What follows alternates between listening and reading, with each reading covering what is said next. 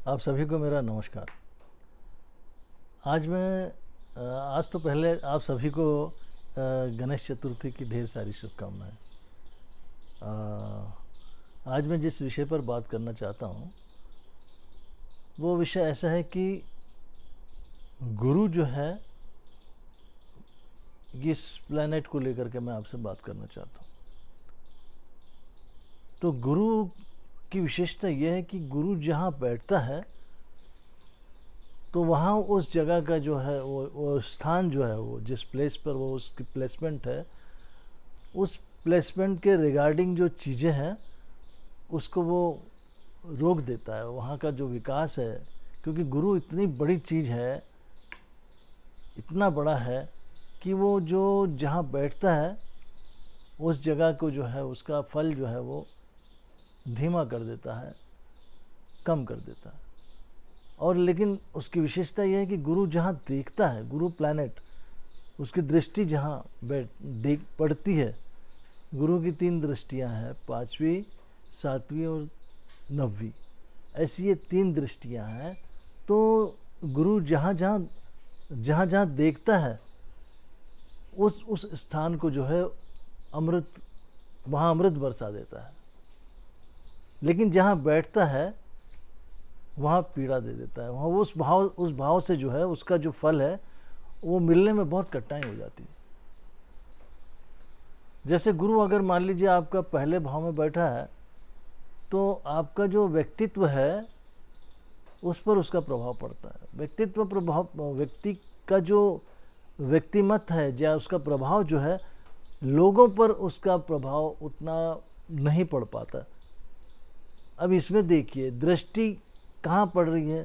गुरु की 5वीं दृष्टि 5वें घर पे है, अगर वो पहले भाव में बैठा है तो 5वीं दृष्टि 5वें भाव पर, 7वीं दृष्टि 7वें भाव पर और 9वीं दृष्टि 9वें भाव पर, जो कि भाग्य स्थान है।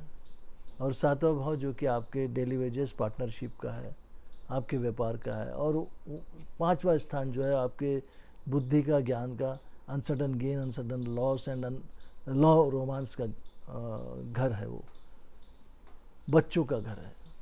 तो अब ये क्या हो गया, आप जो है बच्चों के लिए कुछ कर नहीं पाएंगे, लेकिन गुरु आपके बच्चों के लिए सब करवा देगा।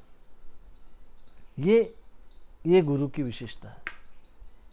आपकी शादी भी करवा देगा क्योंकि उसकी दृष्टि 7वें घर पर पड़ रही है। 7वीं दृष्टि वही आपके भाग्य स्थान पर पड़ी है, तो आपका भाग्य वो संभाल के रखता है। लेकिन पहले भाव से क्या होगा कि जो आपको प्रेजेंस ऑफ माइंड है, जो आपका व्यक्तिमत है, जो आपको प्रेजेंट करना है ना, वो उसको कमज़ोर कर देता है। कि आप किसी भी व्यक्ति के इन्फ्लुएंस में आ जाते हैं, उसके किसी भी व्यक्ति के बहकावे में आ जाते हैं, है ना, कि कोई आपको ये करे, अपने पक्ष में कर सकता है। पहले भाव में अगर गुरु बैठता है तो ऐसे लोग जो है, सब कुछ रहता है, बच्चे हैं, पत्नी है, भाग्य है, लेकिन फिर भी उसके उपरांत इनको कभी न हर बार जो है ये ठगे जाते हैं। लेकिन भाग्य इनका साथ होने से क्या होता है कि वो ठगी जो है वो उतनी प्रभाव नहीं कर पाती, क्योंकि दूसरी चीज़ें उनको जो है वो बचाती है। वैसे अभी गुरु जो है ये चला गया आपके 4थे भाव में। 4था भाव सुख का है, तो सुख को वहाँ पर वो सुख के भाव को जो है उन्होंने कम कर दिया। हालांकि 4था भाव उच्च का है, लेकिन उच्च का होने से क्या होता है, गुरु का नेचर ही है कि जहाँ बैठता है वहाँ वो इतना बड़ा है कि वो पूरी सीट कवर कर लेता है। उस भाव को अपना कार्य करने का मौका ही नहीं मिलता। तो ये गुरु वहाँ से बैठ के 4थे भाव में बैठा है। 4थे भाव से बैठ के 4, 5, 6, 7, 8, 8वें भाव को देखा, सुख नहीं है लेकिन आयुष्य दे दिया। उसके बाद में कर्म स्थान को देखता है तो कामकाज आपका दिया है, कर्म अच्छा हो गया आपका।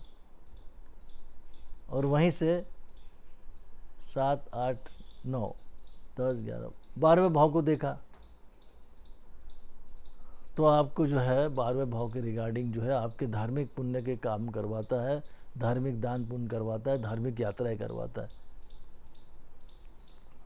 लेकिन सुख जो है एकदम लग्जरी, पौष घर बड़ा ये वे, उससे वंचित कर देता है। और यहाँ पर भी वही चीज़ होती है कि आपका जो सुख कैसे कम होता है। कोई ठग लेगा तो नेचुरली आपका नुकसान हुआ तो दुख आ जाएगा आपके पास। आयुष्य है, लेकिन ऐसे चलता रहता है। अरे भाई, किसी ने इतना एकड़ खेत था, किसी ने ठग लिया, चला गया, भांजे ने, भतीजे ने, किसी ने ठग लिया। वो आदमी इधर उधर भटकता रहता है, सुख नहीं रहता। फटे जूते रहेंगे, ये रहेंगे, सब है, आयुष्य है उसके पास में।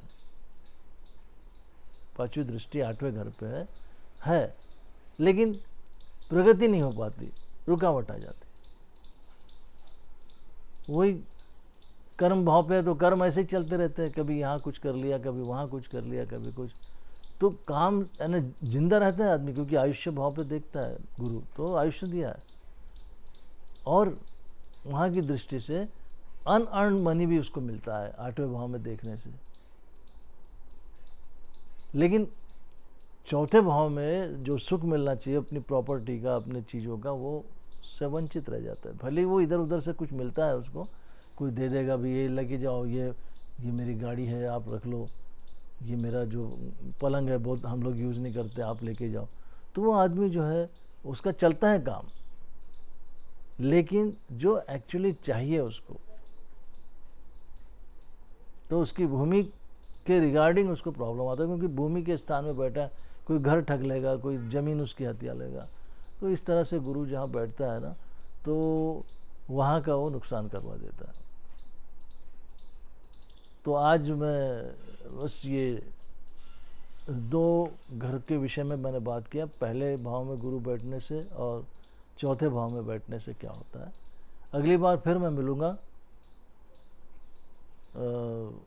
गुरु के 5वें भाव में क्या होता है, 6ठे भाव में क्या होता है। इस तरह से मैं आपको इस विषय पर आपसे फिर चर्चा करूँगा। तब तक के लिए मैं अगले विषय पर आने के बाद आपसे आज्ञा चाहता हूँ। नमस्कार।